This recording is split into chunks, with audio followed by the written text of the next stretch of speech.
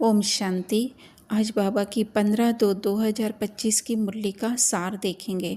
आज की मुरली में बाबा कह रहे हैं, मीठे बच्चे, बाप तुम्हें देवी धर्म और श्रेष्ठ कर्म सिखलाते हैं, इसलिए तुमसे कोई भी आसुरी कर्म नहीं होने चाहिए।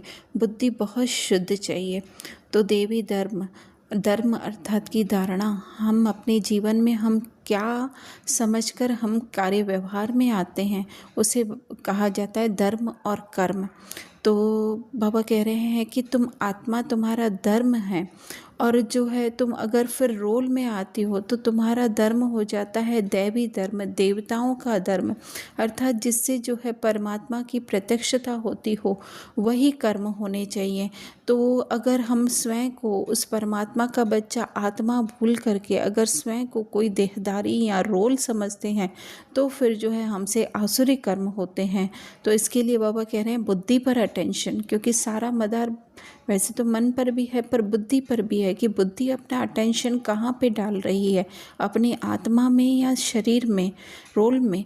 तो अगर हमारा ध्यान हमारी आत्मा में होगा तो हमारे कर्म जो हैं वो देवी अर्थात की श्रेष्ठ होंगे। फिर बाबा प्रश्न पूछ रहे हैं, देह अभिमान में आने से पहला पाप कौन सा होता है?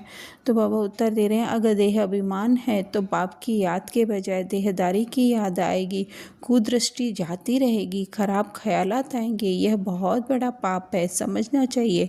माया वार कर रही है, फौरन सावधान हो जाना चाहिए।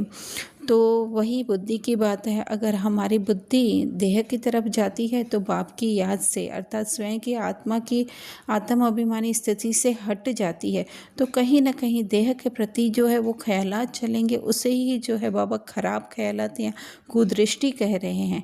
और पाप अर्थात क्या, हम ज़्यादा से ज़्यादा अपने देह में फंसते जाएंगे, तो इससे बड़ा पाप तो कोई हो नहीं सकता है। तो बाबा कह रहे हैं कि उसी टाइम पे स्वयं को अटेंशन में लाना चाहिए और जो है फिर अपना ध्यान फिर से अपने उस ओरिजिनल आत्मिक स्थिति पर लाना चाहिए। धारणा में बाबा कह रहे हैं, कभी भी ऐसी हंसी मजाक नहीं करनी है जिसमें विकारों की वायु हो। अपने को बहुत सावधान रखना है, मुख से कटु वचन नहीं निकालने हैं।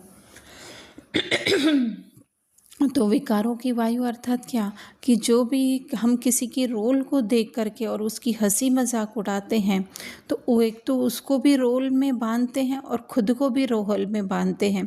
तो इसीलिए बाबा कह रहे हैं नहीं, अटेंशन, क्योंकि आज सारी बाबा की मुरली जो है वो अटेंशन पर है। अपनी आत्मिक स्थिति पे हमें अटेंशन रखना है। मुख से कटु वचन अर्थात कि इस देह भान के जो है वो कोई भी बोल नहीं होने चाहिए। फिर दूसरा बाबा कह रहे हैं, आत्म अभिमानी बनने की बहुत बहुत प्रैक्टिस करनी है।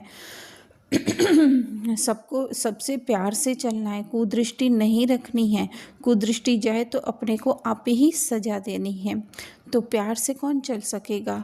जो आत्मिक स्मृति में होगा, जिसे पता होगा जैसे मैं आत्मा हूँ ऐसी सारी आत्माएं हैं, तो हम में कोई फ़र्क ही नहीं है और हमारा मूल जो स्वधर्म है वही जो है वो प्रेम है।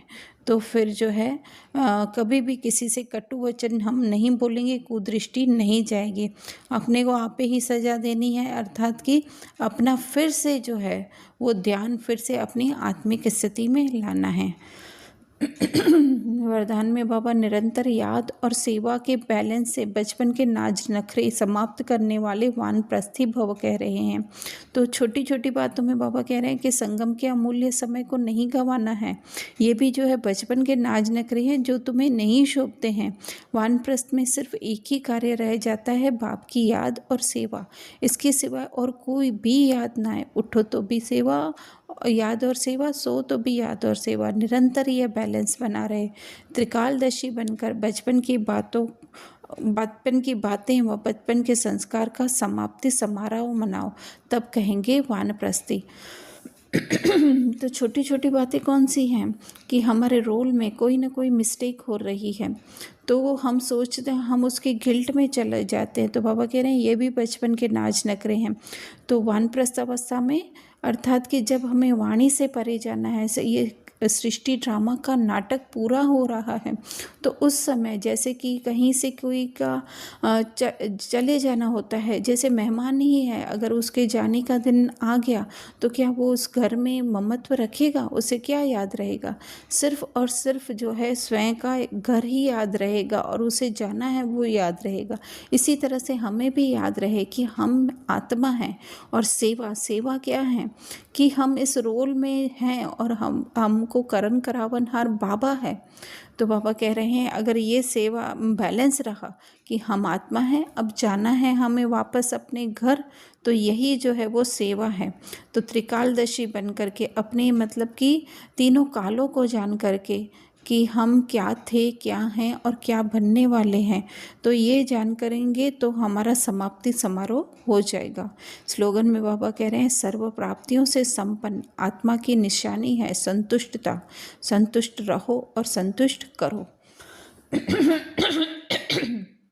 संतुष्टता अर्थात क्या होता है कि क्यों का क्या कोई भी क्वेश्चन हमारे अंदर नहीं हो तो उसे ही संतुष्टता कहा जाता है।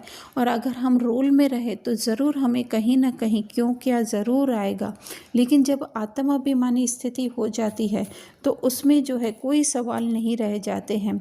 तो बाबा वही कह रहे हैं कि अपनी आत्माभिमानी स्थिति में रहो और दूसरों को भी जब हम आत्माभिमानी स्थिति में देखेंगे तो हम संतुष्ट रहेंगे भी और उनको जो है वो संतुष्ट कर भी पाएंगे। अच्छा, ओम शांति।